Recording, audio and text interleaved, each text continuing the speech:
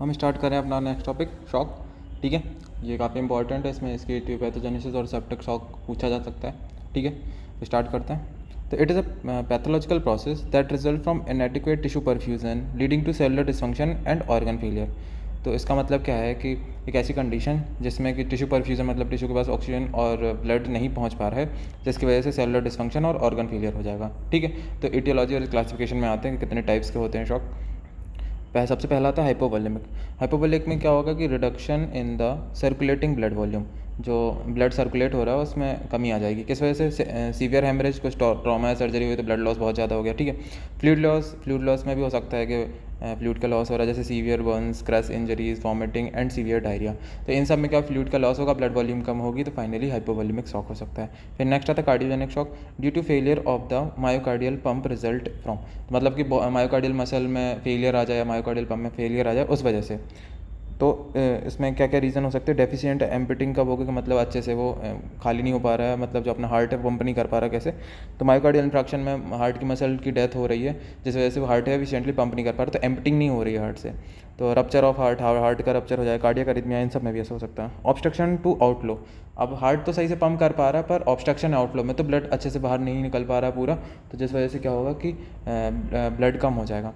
तो इसमें क्या पल्मोनरी एम्बोलिज्म होगा, तो इसमें ऑब्स्ट्रक्शन है आउटफ्लो में, तो ब्लड आ ही नहीं रहा वापस से लंग्स में या फिर जा ही नहीं रहा लंग्स में, तो इस वजह से क्या होगा कि ब्लड वॉल्यूम कम होगी।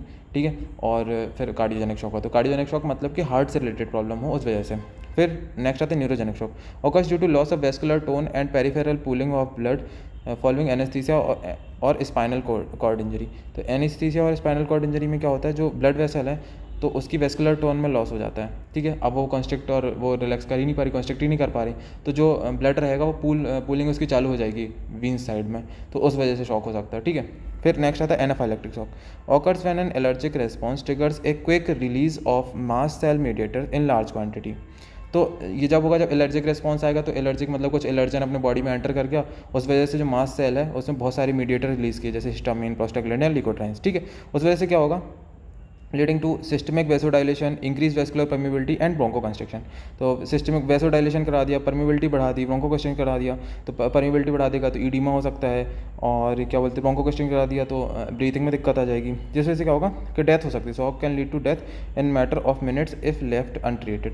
एनाफाइलेक्टिक शॉक में बहुत जल्दी डेथ हो जाती है। ठीक है, फिर नेक्स्ट आता है सेप्टिक शॉक। सेप्टिक शॉक में आता है कि occurs when there is wide spread endothelial injury and activation due to, मतलब इसमें क्या होगा कि कुछ इन्फेक्शन की वजह, सेप्टिक मतलब क्या होता है इन्फेक्शन, तो इन्फेक्शन की वजह से क्या होगा कि इंजरी होगी और उस वजह से शॉक आएगा। ठीक है, जैसे कि सीवियर बैक्टीरियल इन्फेक्शन, फिर बैक्टीरियल इन्फेक्शन में भी अपना ग्राम पॉजिटिव इन्फेक्शन स्ट्रेप्टोकोकाई और न्यूमोकोकाई के बाद मतलब से, ग्राम नेगेटिव में E coli, Proteus, Klebsiella and Pseudomonas आता है। ठीक है, फंगल और रिकेट्शियल सेप्सिस भी हो सकता है और सुपर एंटीजन से भी हो सकता है। तो ये थी इटियोपैथोजेनेसिस और क्लासिफिकेशन अपना शॉक का कि कितने प्रकार का होता है, अपने पूरे 5 प्रकार के डिस्कस कर दिया और किन किन वजह से होता है ये भी रिकमेंड कर लिया। अब नेक्स्ट आते हैं पैथोजेनेसिस। पैथोजेनेसिस हमें हाइपोवोलेमिक शॉक की और सेप्टिक शॉक की करनी है। सेप्टिक शॉक की बहुत ज़्यादा इंपॉर्टेंट है, वो तो कर ही लेना। ठीक है, सबसे पहले आता है हाइपोवोलेमिक शॉक। तो हाइपोवोलेमिया हुआ, कोई भी कंडीशन हुई जिस वजह से हाइपोवोलेमिया हुआ, मतलब कि ब्लड वॉल्यूम कम हुई है ना, और फिर उसमें उसके बाद क्या होगा, ब्लड वॉल्यूम कम हुई, अब जो है टिश्यू के पास जो है वो ब्लड और ऑक्सीजन पहुंच नहीं पा रही सही से, तो क्या होगा सेल हाइपोक्सिया, एनर्जी डेफिसिट हो जाएगी। ठीक है, फिर ऑक्सीजन नहीं पहुंच पा रही तो क्या होगा एनारोबिक रेस्पिरेशन, एनारोबिक रेस्पिरेशन होगा तो लैक्टिक एसिड का फॉर्मेशन होगा और पीएच जो है वो कम हो जाएगा, तो उस वजह से क्या होता है क्लम्पिंग ऑफ न्यूक्लियर मटीरियल भी हो जाती है। फिर ये एटीपी सिंथेसिस भी रुक जाएगा, है ना, तो उस वजह से क्या होगा कि सोडियम पोटेशियम पंप जो है वो काम करना बंद कर जाएगा। सोडियम पोटेशियम पंप क्या कर रहा था, सोडियम को बाहर फेंक रहा था और पोटेशियम को अंदर ले रहा था, तो अब वो नहीं हो पाएगा, तो जो पोटेशियम है वो बाहर जाएगा और सोडियम जो रहेगा वो अंदर आएगा। ठीक है, सोडियम और वाटर अंदर आएगा तो उससे होगा ईडीमा, ईडीमा होगी, सेल स्वेलिंग होगी, सेल की डेथ हो जाएगी। ठीक है, और क्या हो सकता है कि release of lysosomal enzyme, lysosome enzyme release होंगे और उस वो सर्कुलेशन में एंटर करेंगे और एंडोथेलियल को डैमेज करेंगे और उस डैमेज से भी सेल की डेथ हो सकती है। तो ये हाइपोवोलेमिक शॉक की पैथोजेनेसिस। फिर नेक्स्ट आते हैं सेप्टिक शॉक। सेप्टिक शॉक में क्या होता है माइक्रोबियल प्रोडक्ट, जैसे जो बैक्टीरिया वगैरह उन्होंने इन्फेक्शन किया तो उस वजह से क्या अपने ब्लड में कुछ जो बैक्टीरियल प्रोडक्ट्स वो आ गए, जैसे कि उससे क्या होगा कि फिर activation of G protein couple receptor which recognise bacterial peptide. G protein couple receptor क्या करेंगे, रिकॉग्नाइज कर लेंगे बैक्टीरियल पेप्टाइड को।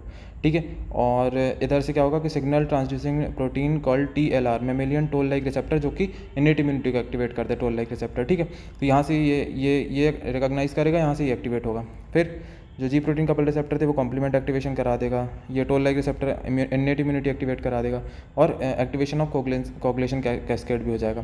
ठीक है, कॉम्प्लीमेंट एक्टिवेशन से C3A रिलीज़ होगा, इन्नेट इम्यूनिटी से क्या होगा, endothelial cell leukocyte and release of mutators चालू हो जाएंगे। ठीक है, फिर एक्टिवेशन ऑफ कोगुलेंट से रिलीज प्रोकोगुलेंट करेगा, इससे कोगुलम फॉर्मेशन चालू हो जाएगा। ठीक है, फिर एंड में क्या, सबको मीडिएटर्स ही रिलीज़ करने हैं, मीडिएटर रिलीज़ करेंगे, वो आगे चल के बहुत सारे फंक्शन करेंगे कि बहुत से वेस्कुलर परमेबिलिटी बढ़ा रहा है, वेसोडाइलेशन करा रहा है, ये सब काम कराएगा। तो कौन कौन सी, इंटरल्यूकिन 1, 6, 8, 10, तो ये इंटरल्यूकिन रिलीज़ होते हैं। फिर ट्यूमर नेक्रोसिस फैक्टर रिलीज़ होता है, nitrous oxide, platelets activating factor, reactive oxygen species, ये सब रिलीज़ होते हैं। ठीक है, तो इन सब से क्या होता है, बहुत सारे myocardial depression, low cardiac output, लो पेरिफेरल रेजिस्टेंस, तो ये हार्ट को डिप्रेस कर देगा। एक्यूट रेस्पिरेटरी डिस्ट्रेस सिंड्रोम हो सकता है, कोगुलेशन बढ़ जाएगा तो डिसेमिनेटेड इंटरवेस्कुलर कोगुलेशन हो सकता है। ठीक है, वेसोडाइलेशन होगा, इंक्रीज वेस्कुलर परमेबिलिटी बढ़ेगी, जिस वजह से क्या होगा, परफ्यूजन घट जाएगा, टिश्यू में और फ्लूइड के जाना कम हो जाएगा। ठीक है, फिर fever, metabolic abnormality, generalised oral dysfunction, organ dysfunction हो सकता है। ठीक है, तो ये था अपना सेप्टिक शॉक का मेटाबॉलिज्म। ठीक है, तो इसमें ये पैथोजेनेसिस, तो इसमें यही होता है कि सबसे पहले माइक्रोबियल प्रोडक्ट होगा, वो रिसेप्टर को एक्टिवेट करेगा, रिकॉग्नाइज करेगा, उस वजह से मीडिएटर से निकलवा देगा वो, और उससे सारी चीज़ें होती हैं। ठीक है, अब नेक्स्ट आते हैं स्टेजेस ऑफ शॉक में आते हैं। ठीक है, तो इसमें सबसे 3 स्टेज आती हैं, non progressive stage, progressive stage और इरिवर्सिबल स्टेज। ये अपन ने फर्स्ट ईयर में डिस्कस करी थी। ठीक है, फर्स्ट ईयर में पढ़ी थी मतलब। ठीक है, तो नॉन प्रोग्रेसिव स्टेज है initial compensated and reversible shock. तो मतलब इस वाली कंडीशन में अगर पेशेंट में ट्रीटमेंट नहीं किया जाता है तो अपने आप जो पेशेंट है वो ठीक हो जाएगा, कंपनसेटरी मैकेनिज्म होती है बॉडी में, उससे ठीक हो जाएगा। तो ठीक है, अपन फ्लो चार्ट से समझते हैं। सबसे पहले acute loss less than 10% of total blood, है ना, 10% से कम अगर ब्लड का लॉस हुआ तब होगी नॉन प्रोग्रेसिव स्टेज। ठीक है, तो वीनस रिटर्न कम हो जाएगा, कार्डियक आउटपुट कम हो जाएगा, ब्लड प्रेशर कम होगा। अब ब्लड प्रेशर कम हो गया तो कंपनसेटरी मैकेनिज्म चालू होंगी और कंपनसेट करके ब्लड प्रेशर को वापस से बढ़ा देंगे। जैसे कि सबसे पहले एडीएच मैकेनिज्म, एडीएच से क्या होगा, सोडियम और वाटर रिटेंशन होगा, ब्लड वॉल्यूम बढ़ेगी, कार्डियक आउटपुट बढ़ेगा और बीपी वापस से बढ़ जाएगा। ठीक है, फिर एक होती बैरो रिसेप्टर मैकेनिज्म, जिसमें क्या होता है, टैकीकार्डिया होगा, वैसोकंस्ट्रिक्शन होगा, और टैकीकार्डिया होने से कार्डियक आउटपुट बढ़ेगा और ब्लड प्रेशर बढ़ जाएगा। ठीक है, एक कंपनसेटरी मैकेनिज्म होती है अपनी रेनिन वाली। रेनिन में क्या होता है कि रेनिन सिक्रीशन करवाता है, वहाँ से एंजियोटेंसिन 2 निकलता है, और एंजियोटेंसिन 2 एक तो ब्लड प्रेशर डायरेक्ट ही बढ़वाता है और क्या करता है, सिक्रीशन ऑफ एल्डोस्टेरोन सिक्रीट करवाता है, जो कि सोडियम और वाटर रिटेंशन करता है। तो सब जितनी भी कंपनसेटरी मैकेनिज्म है एंड में जाके क्या कर रहे हैं, ब्लड प्रेशर बढ़वाती है। चलो इसके थ्योरी वाला पार्ट देख लेते हैं। Attempt is made to maintain adequate cerebral or coronary blood supply by redistribution of blood so that vital organ, brain and heart are perfused and oxygenated। मतलब कि अपन को इस स्टेज में क्या करना है कि ब्रेन और हार्ट में अपन को ब्लड सप्लाई का रीडिस्ट्रीब्यूशन करना है। मतलब कि जहाँ पर ब्लड दूसरी जगह से ब्लड लेके इसमें डालना है, क्योंकि ये वाइटल ऑर्गन है, तो इसको ऑक्सीजनेटेड पहले करेंगे जिससे कि अपनी बॉडी है मतलब वो मेंटेन कर सके। ठीक है, डेथ ना हो उसकी। फिर activation of neuro humoral mechanism leads to wide spread vasoconstriction and fluid conservation by the kidney. तो जो न्यूरो हार्मोनल मैकेनिज्म है वो सब यूज़ करके अपन क्या करेंगे, सब जगह वैसोकंस्ट्रिक्शन करा देंगे और फ्लूइड कंजर्वेशन कराएंगे किडनी से, जिससे कि अपने जो परफ्यूजन है हार्ट और ब्रेन में वापस से आ सके। ठीक है, फिर एक्टिवेशन ऑफ बेरो रिसेप्टर एंड कीमो रिसेप्टर, ये एक मैकेनिज्म है, अपन ने देखी थी नीचे। Activation of renin angiotensin aldosterone system, ये भी देखा था। एडीएच रिलीज देखा था, कैटाकोलामाइन्स। ठीक है, तो ये जो 4 मैकेनिज्म है ये हेल्प करती हैं बॉडी को कंपनसेट करने में वापस से। ठीक है, फिर नेक्स्ट स्टेज आती है प्रोग्रेसिव डीकम्पनसेटेड शॉक। तो इस स्टेज में क्या होता है कि अगर पेशेंट का ट्रीटमेंट ना किया जाए तो जो पेशेंट में जो शॉक है वो प्रोग्रेस कर जाएगा और पेशेंट की डेथ हो सकती है। ठीक है, if underlying cause is not corrected और the patient has pre existing cardiovascular disease, persistence of shock leads to, मतलब उसमें आगे चल के डेथ हो सकती है। ठीक है, पहले फ्लो चार्ट देखते हैं फिर अपन थ्योरी देखते हैं। तो अब क्या हुआ कि एक्यूट लॉस ऑफ 10% और 15%, 10% से ज़्यादा लॉस हो रहा है। Severe reduction in venous return, severe reduction in cardiac output. अब सीवियर रिडक्शन हो गया, पहले तो ठीक है कम हो रहा था पर इतना नहीं हो रहा था, बहुत ज़्यादा कम हो गया। अब severe decrease in blood pressure बहुत ज़्यादा कम हो गया। तो अब क्या होगा, कंपनसेटरी मैकेनिज्म जो है वो फेल होना चालू हो जाएंगी। अब बहुत ज़्यादा ब्लड प्रेशर कम हो गया तो जो वेसोमोटर सेंटर है उसका सप्रेशन हो जाएगा और वेसोडाइलेशन होगा। वेसोडाइलेशन की वजह से क्या होगा कि और ब्लड प्रेशर कम हो जाएगा। तो ये और दिक्कत की बात है, ब्लड प्रेशर कम होगा, स्टेसिस होगी तो थ्रोम्बस फॉर्मेशन हो जाएगा। ठीक है, याद करो स्टेसिस की वजह से थ्रोम्बस फॉर्मेशन हो रहा था। ठीक है, फिर थ्रोम्बस बनेगा तो ऑब्स्ट्रक्शन इन कैपिलरी ब्लड फ्लो, अब ऑब्स्ट्रक्शन होना चालू हो गया है। ठीक है, ऑब्स्ट्रक्शन होगा तो कैपिलरी हाइड्रोस्टैटिक प्रेशर बढ़ेगा।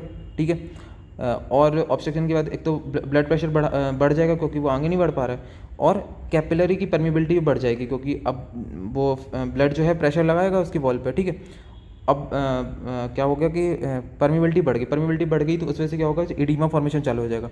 अब क्या होगा कि इडीमा हो जाएगा तो अब जो जितना भी ब्लड था जो है वो इंटरस्टिशियम में जाने लगेगा, है ना। तो अब क्या होगा, वहाँ से डिटोरेशन ऑफ टिश्यू होने लगेगा। समझे कि मतलब कि एक तो वेसोडाइलेशन हो गया, ठीक है, फिर उसके बाद ऑक्लूजन बना, तो ऑक्लूजन की वजह से क्या होगा कि जो इडीमा हो गया, जो ब्लड है वो बाहर जाने लगा, तो उस वजह से अब टिश्यू में ऑक्सीजन पहुंच ही नहीं पाएगी, बहुत ही कम हो जाएगी। ठीक, तो एक ये मैकेनिज्म हो गया। अब क्या होगा कि जो बहुत ज़्यादा ब्लड प्रेशर कम होने की वजह से तो उसमें क्या होगा, मायोकार्डियल इस्कीमिया हो जाएगा। अब हार्ट के पास ही नहीं पहुंच पा रही है ऑक्सीजन, ठीक है, तो उस वजह से हार्ट की मसल की भी डेथ होने लगी, रिलीज, और फिर हार्ट की मसल डेथ होने लगी तो वहाँ से अब टॉक्सिन रिलीज होने चालू हो जाएंगे हार्ट की मसल से, release of toxin from damage cardiac tissue, जो सेल मर चुकी है हार्ट की, उससे टॉक्सिन रिलीज होने लगेंगे, जैसे कि फर्दर डिटोरेशन इन कार्डियक फंक्शन, तो और ज़्यादा मतलब होगी। तो मतलब देख रहे हो कि फर्दर बीसीएस साइकिल ये चलती जा रही और बॉडी को डैमेज करती जा रही है, ठीक है। तो ये वाला फ्लो चार्ट एक बार देख लें। फिर नेक्स्ट आता है कि अगर ये परसिस्टेंट रही ये स्थिति तो इससे क्या होगा, पल्मोनरी हाइपोपरफ्यूजन एंड टैकिपनिया, ठीक है, कि हाइपोपरफ्यूजन मतलब कि लंग्स के पास एकदम बहुत कम ब्लड पहुंच रहा है, टैकिपनिया मतलब सांस लेने में दिक्कत हो जाएगी, ठीक है, मतलब बहुत तेज तेज सांस चलेगी, टैकिपनिया मतलब कि बहुत तेज तेज ब्रीथिंग होगी, ठीक है। फिर tissue anoxia initiating anaerobic glycolysis leading to lactic acidosis and ineffective vasomotor response causing peripheral pooling and vasodilation. अब क्या बोला, टिश्यू एनॉक्सिया मतलब कि टिश्यू के पास ऑक्सीजन नहीं पहुंच रही, इससे क्या होगा, एनारोबिक ग्लाइकोलिसिस होगी, लैक्टिक एसिडोसिस होगा, पीएच बढ़ेगा, ठीक है, पीएच बढ़ेगा, और क्या होगा कि जो वैसोमोटर रिस्पॉन्स है, जो ब्लड वेसल का रिस्पॉन्स होता था कि जैसे कि ब्लड प्रेशर कम हो गया तो वैसोडाइलेशन मतलब वो करा के ब्लड प्रेशर को वापस मेंटेन कर लेती थी, अब वो नहीं मेंटेन हो पा रहा है, तो जिसका पेरिफेरल पूलिंग होगी, वैसोडाइलेशन होगा, ठीक है। फिर नेक्स्ट आता है डीकम्पनसेटेड इरिवर्सिबल शॉक। तो अब इस वाली स्टेज में अगर बॉडी पहुंच गई तो अब डेथ होना कंफर्म है, ठीक है। तो wide spread cell injury leads to progressive decrease in blood pressure due to decrease in cardiac output बहुत कम हो गया और ब्लड प्रेशर भी बहुत कम हो गया है, ठीक है। फिर नेक्स्ट आता है मेटाबॉलिक एसिडोसिस हो गई है। फिर एक्यूट रेस्पिरेटरी डिस्ट्रेस सिंड्रोम भी हो सकता है, ischaemic cell death of brain heart kidney, ठीक है, एंड में यही होगा कि जो ब्रेन हार्ट किडनी उनकी डेथ हो जाएगी और जो पर्सन है वो डेथ हो जाएगा। तो अब क्या हो गया, 50% से ज़्यादा ब्लड का लॉस हो गया है, तो उस वजह से क्या होगा, डिक्रीज कोरोनरी ब्लड फ्लो, अब हार्ट में ब्लड जाना बंद ही हो गया, बहुत ही कम हो गया, मायोकार्डियल इस्कीमिया होगा, कार्डियक फेलियर होगा, drastic decrease in cardiac output बहुत कम हो जाएगा, ठीक है, एकदम से ब्लड प्रेशर कम होगा, डेथ हो जाएगी। फिर decrease cerebral blood flow, brain में ब्लड नहीं जा रहा, सेरिब्रल इस्कीमिया होगा, failure of vasomotor centre, generalize vasodilation, pooling blood in vein, decrease venous return. तो इन सब से क्या होगा कि कुल मिला के एंड में ब्लड प्रेशर बहुत ज़्यादा ही कम हो रहा है, ठीक है। Continuous sympathetic discharge, construction of venules और प्री कैपिलरी स्फिंक्टर, ये वाला छोड़ दो, ये वाला बस सेरेब्रल और कोरोनरी वाले पे ही ध्यान दो कि इन सब से क्या होगा कि एंड में जाके वीनस रिटर्न कम हो जाएगा, ब्लड प्रेशर कम हो जाएगा और आखिरी पर्सन की डेथ हो जाएगी। तो ये तीनों स्टेजेस तो हर शॉक कुछ भी पूछे तो ये तीनों लिख ही सकते हैं। पहले वाले में कंपनसेटरी मैकेनिज्म चलेंगी, दूसरे वाले में अगर अपने प्रॉपर ट्रीटमेंट उसको दे दिया तुरंत तो उसकी जान बच जाएगी, और यहाँ भी कंपनसेटरी मैकेनिज्म लगभग फेल ही हो जाती हैं। और थर्ड वाले में तो कुछ भी नहीं कर सकते, अब इरिवर्सिबल है, डेथ होना पक्का ही है, ठीक है। फिर नेक्स्ट आते हैं morphological changes in the shock. Morphological changes in shock are due to hypoxia resulting in the degeneration and necrosis in the perish organ. तो अब क्या होगा कि इस्कीमिया हो रही है, हाइपोक्सिया हो रही है, मतलब ब्लड के जो है टिश्यू के पास ऑक्सीजन नहीं पहुंच पा रही है, तो उस वजह से क्या होगा, डिजेनरेशन एंड नेक्रोसिस होगा वेरियस ऑर्गन्स का, ठीक है। Major organs affected are brain, heart, lungs and kidney, ठीक है, मेजर यही होते हैं। फिर आता है hypoxic encephalopathy, neurons more prone to hypoxic damage. पता है न्यूरॉन्स बहुत ज़्यादा हाइपोक्सिक के प्रोन होते हैं, मतलब कि 2 से 3 मिनट की ही अगर उसमें ऑक्सीजन नहीं पहुंचे तो सीधे नेक्रोसिस हो जाता है उनमें, ठीक है। Heart is more vulnerable to the effects of hypoxia than any other organ. तो ये ज़्यादा वल्नरेबल है उसके इफेक्ट्स हाइपोक्सिया के, ये ज़्यादा प्रोन है हाइपोक्सिक के डैमेज से, कि मतलब ये क्या बोलते हैं कि इसमें ज़्यादा डैमेज होगा, और अगर हार्ट में डैमेज हो गया तो और दूसरी जगह भी इफेक्ट हो सकता है ना, कि अगर इसमें डैमेज हुआ, ठीक है। और हार्ट में subepicardial, subendocardial regions हो, हेमरेज एंड नेक्रोसिस, तो इन रीजन में हेमरेज और नेक्रोसिस हो सकती है। फिर लंग्स में आते हैं, इन सेप्टिक शॉक लंग्स में मैनिफेस्ट विथ ARDS, लंग्स में ARDS हो जाएगा अगर सेप्टिक शॉक हुआ। शॉक में lead to irreversal renal injury resulting in anuria and death. तो अगर किडनी को इफेक्ट किया शॉक ने तो वहाँ पर एकदम इरिवर्सल रीनल फेलियर पूरा हो जाएगा, जिस वजह से डेथ हो सकती है और एन्यूरिया हो जाएगा, ठीक है। फिर क्या आता है, क्लिनिकल फीचर ऑफ शॉक, तो हाइपोटेंशन होता है तो पता ही है, कोल्ड क्लैमी स्किन हो जाएगी, pale face, sunken eyes and weakness आ जाएगी। फिर uncontrol sepsis, warm skin due to vasodilation. Uncontrol sepsis में क्या होगा कि जो अपनी स्किन है वो वार्म हो जाएगी, क्यों, क्योंकि वेसोडाइलेशन हो रहा है बहुत ज़्यादा, ठीक है। फिर urinary output less than 30 ml per hour, तो ये भी जो है क्लिनिकल फीचर्स है शॉक के। Hypotension, cold clammy skin, pale face, sunken eye and weakness, uncontrolled sepsis, warm skin due to vasodilation, urinary output less than 30 ml/h। तो ये सब शॉक में बहुत ज़्यादा इंपॉर्टेंट है। सेप्टिक शॉक तो बहुत ज़्यादा इंपॉर्टेंट, आने के चांसेस बहुत ज़्यादा। Thank you.